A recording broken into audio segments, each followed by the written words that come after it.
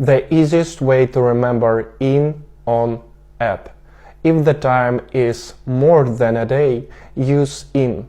In September, in summer, in 1994. If the time is equal to a day, use on. On Monday, on Christmas Day, on my birthday. If the time is less than a day, use at 8 o'clock, at night, at the moment. In a train or on a train, in a taxi or on a taxi. Let's figure out.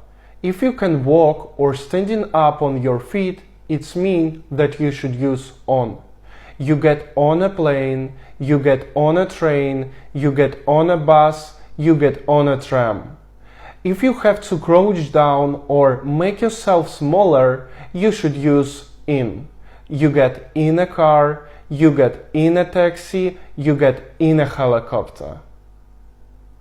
In plus months, seasons, years, longer periods, and expressions. In the morning, in the evening, in the afternoon. At plus time, holidays, and expressions. At noon, at night, at midnight, at midday, at sunrise, at the same time, at present, at the moment.